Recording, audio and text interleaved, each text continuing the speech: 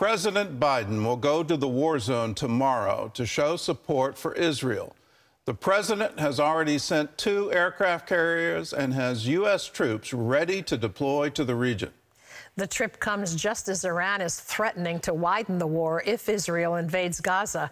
It's all part of the high-stakes brinksmanship between Israel, the United States, and Iran. Chris Mitchell reports.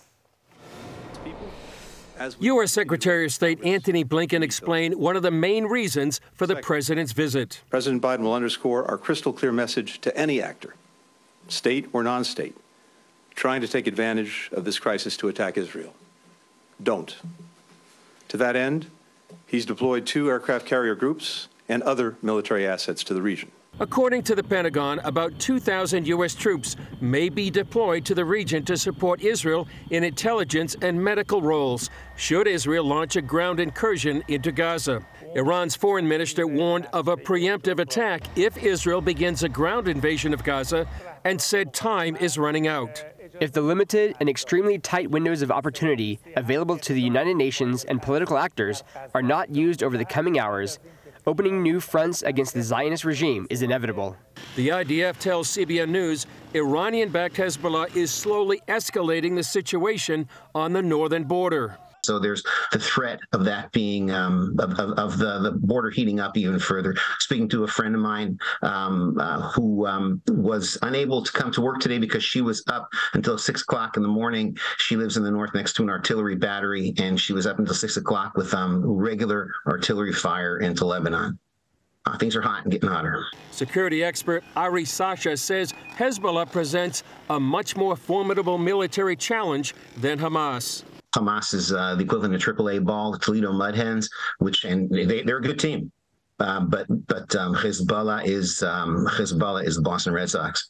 They're major league. They're near peer, I would call them. This as new atrocities are emerging from the Hamas attacks on Israeli civilians. Israel's foreign ministry released this footage of an autopsy of people burned to death by Hamas. I'm 31 years a forensic pathologist. I'm used to see dead people, but I never saw people that are conjoined together while they are burned, trying to hug each other. I'm sorry.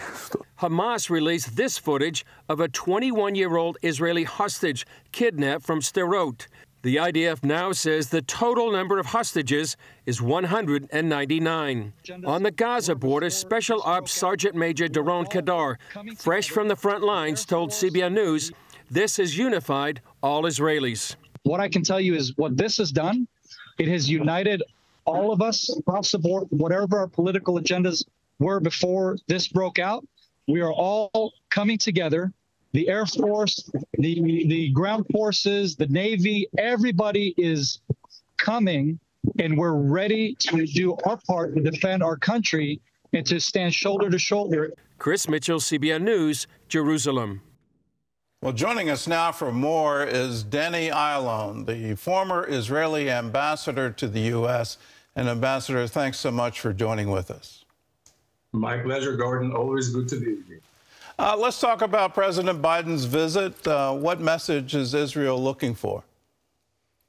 Well, I would say threefold. First of all, it's nice to have the solidarity of the United States, our best friend and ally. And I know, Gordon, you and your viewers have done so much for this great alliance, you know, on the basis of our Judeo-Christian beliefs.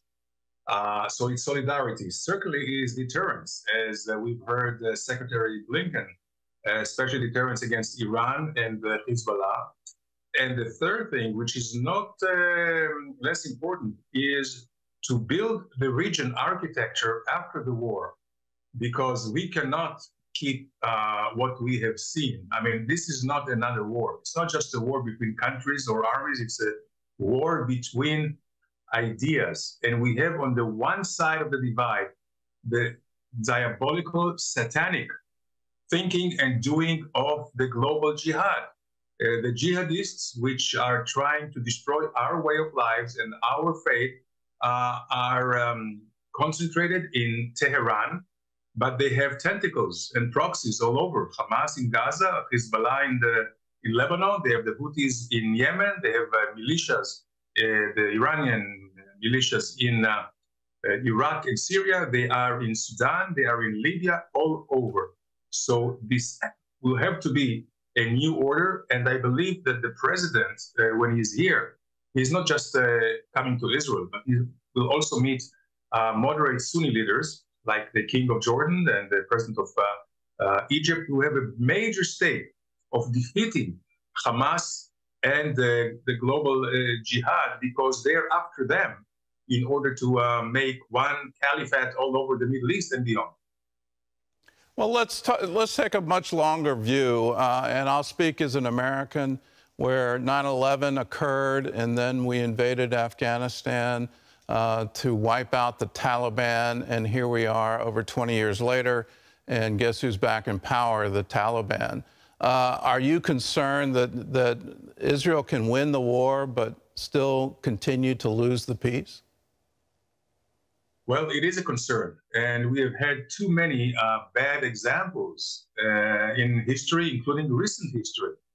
But this time we're determined to have a different outcome, not just on the military front and fields, but also in the political arrangement afterwards. And for that, we will need a political support from not just from the United States, but also from all our allies, NATO allies in Europe, all the Western countries, which should understand that the line in the sand is drawn now in Gaza. But what will happen, the fate of the war with the Hamas, ISIS in Gaza, will determine how all of us will live throughout the world. I agree. I think we're into an enormous battle of ideology, and on one side you have an ideology that seems to be absolutely dedicated to death. There was a Hamas senior official quoted on October 8th. You know, it's just incredible, the timing. But he says that Israel loves life, and we honor our martyrs. That's what they want to be martyred for the sake of Allah. And you look at that quote, and how do you come against that kind of ideology? I mean, this is a time for the world to stand and say, no, we want to defend life. How do we do that on the world stage? Gordon, this may be the most important point, and thank you for raising that, because the short answer is unconditional surrender. And we cannot, there's no coexistence with those who wish death upon you, and they do not care for dying themselves. And by the way, they are very cowardly, because, you know, who did they fight? In the first 24 hours, when they were advancing, and the IDF was still regrouping and was not there, who were they fighting? They were fighting babies and old ladies and entire families who were unarmed. And it was devastating results, just like the Nazis back in 1945. So I believe that we should have the same sort of an end game as we had with the Nazis and as we had with the Imperial Japan back in 1945. That means unconditional surrender. And after that, you can rebuild the area, hopefully to the better of the population itself. Okay, well, it looks like it might turn into a much wider war. Iran is now threatening preemptive action. Do you view that as a threat, or are they actually going to go forward with it? Well, it is a threat. I think they are waiting in the wing, although I can tell you from observing the Ayatollahs, which took hostage the entire Iranian people. The Iranian people are basically very good and a peace-seeking country, but they took over. And there is an aberration of history the last 40 and so years of the Ayatollah's regime. But I observe that the Iranians are very careful about themselves. They are not confronting us directly, not so far. They will fight, Gordon, until the last Palestinian. They will fight until the last Lebanese or Syrian or Iraqi or Yemenite, the Houthis, but not themselves, although things may be different now.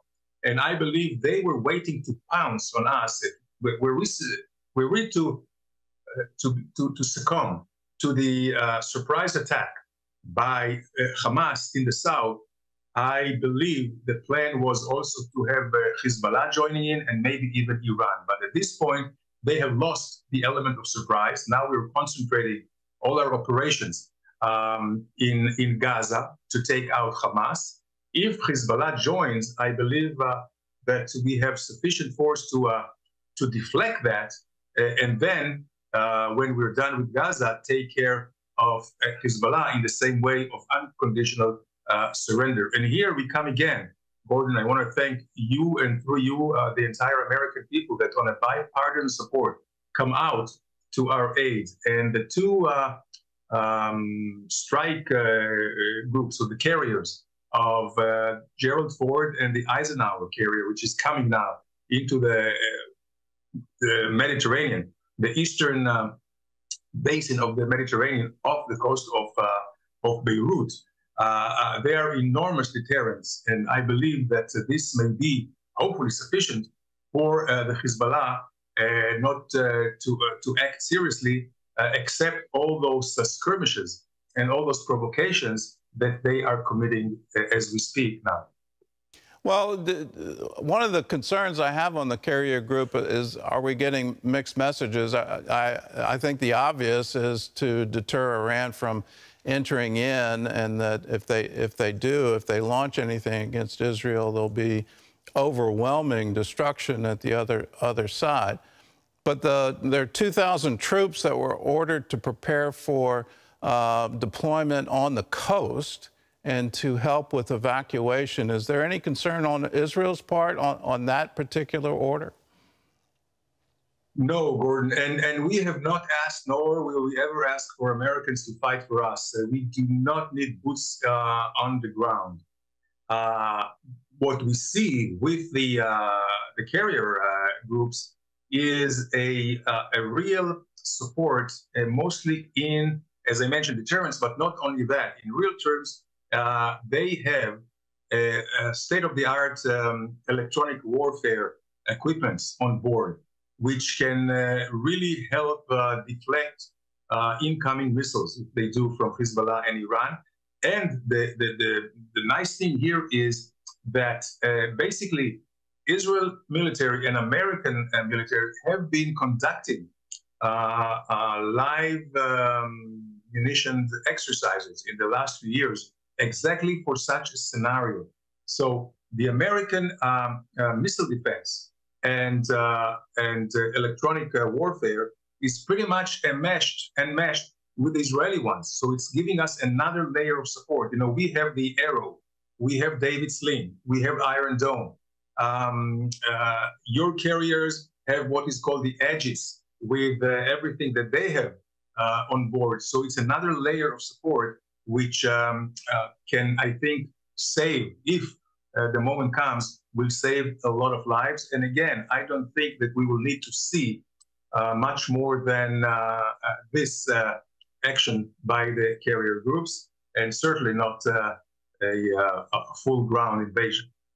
Well, Ambassador, thanks for being with us. We stand with you. Hamas has shown us the face of evil. We will stand with you until it is absolutely eliminated. They have lost the right to exist. Hamas should be no more. And we stand with you. Thanks for being with us.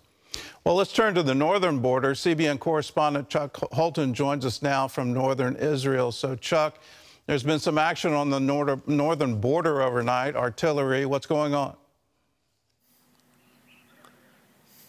That's right. Not just overnight, but about 30 seconds ago, they fired a couple of rockets from Israel. This is Mount Hermon behind me, so we're just looking north is this way.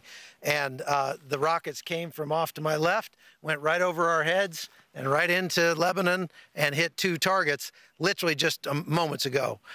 So there have been incursions along this border in the last 24 hours, Hezbollah operatives coming in. There have been gunfights along the border where they're trying to shoot out cameras and that sort of thing.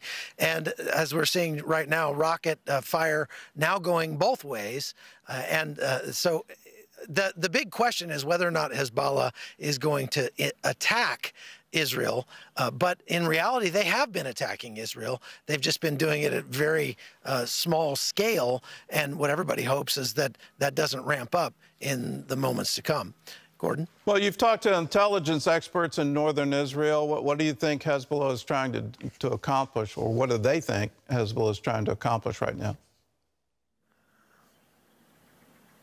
Right. The military intelligence lieutenant colonel we talked to earlier today said that she felt like Hezbollah was trying to draw Israel into a war, Hezbollah and Iran, and they're trying to encourage or convince the rest of the Muslim world to join in and sort of dogpile onto Israel as well. Now, she has been very concerned because of the fighting up here. She had her daughter here with her, and she said she was up all night listening to the gunfighting along the border as that incursion took place, and those 4 Hezbollah terrorists were eliminated. She is very concerned that I asked her about the deterrent effect. With the United States sending troops in here, with President Biden planning to visit on Wednesday, does that deter Hamas or Hezbollah or Iran? And she said, I think that I used to believe in deterrence, but I don't anymore. I think that they are dead set on their mission. They've been planning for this for years, and they are going to execute what they've been planning. Well, we know Hamas was preparing. They were training for months for the October 7th attack.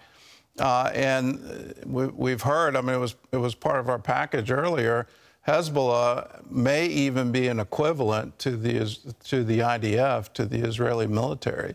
So are they entrenched? Are they in tunnels? If there's any kind of action on that northern border, how hard will it be for Israel to win?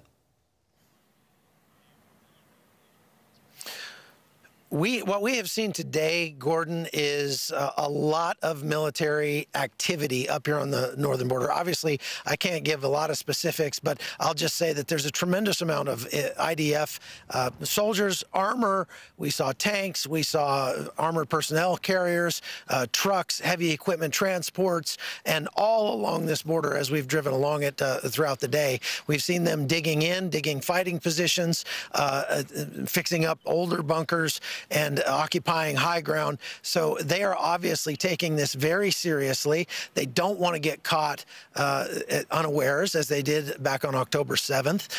They've basically cordoned off now 4 kilometers back from the border, and this is as close as we can get right now. They even just came here a second before I went live and told us, hey, you guys need to put your body armor on because this place just got attacked an hour or so ago. And so obviously both sides are ramping up here. The real question is, does Hezbollah actually try something? And I think when we talked to that lieutenant colonel, she said, you have to take your enemy at his word. And they've been saying all along they were planning to do this. They even released a video about it. They did a training exercise back in May of this year where they actually simulated breaking through the wall and murdering civilians inside Israel, doing exactly what happened on October 7th down in the south. So she said, we just figure it's a matter of when and not if. All right. Well, Chuck, I hope you stay safe. And as I was watching you, I was wondering, where's your helmet?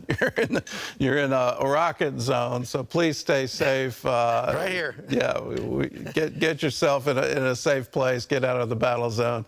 And thanks for the insight. Thanks for being with us.